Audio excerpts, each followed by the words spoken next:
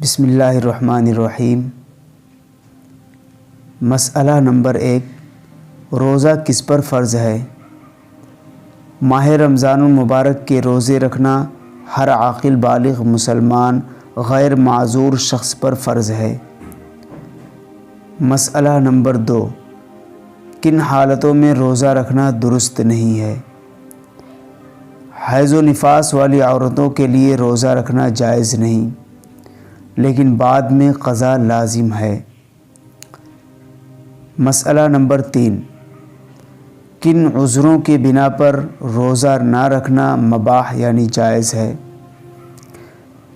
مریض، مسافر، حاملہ، دودھ پلانے والی عورت، تیمار دار، جبکہ اس کے روزہ رکھنے سے مریض کا نقصان ہو، نہایت کمزور، بھوک پیاس سے مجبور، مجاہد فی سبیل اللہ، جبکہ اس کے روزہ سے جہاد میں نقصان ہو، اور جنون اور بیہوشی میں مبتلا شخص کے لیے آزار کی بنا پر روزہ نہ رکھنا مباح یعنی جائز ہے۔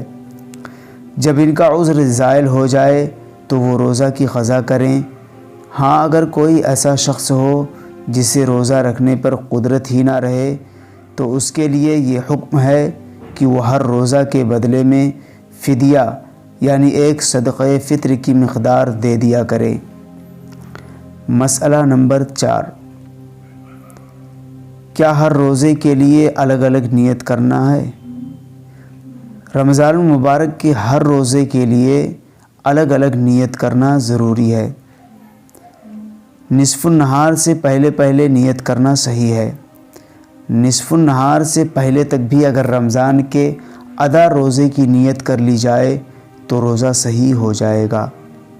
نیت کے لیے تلفظ کی ضرورت نہیں، بلکہ محض دل سے ارادہ کر لینا کافی ہے۔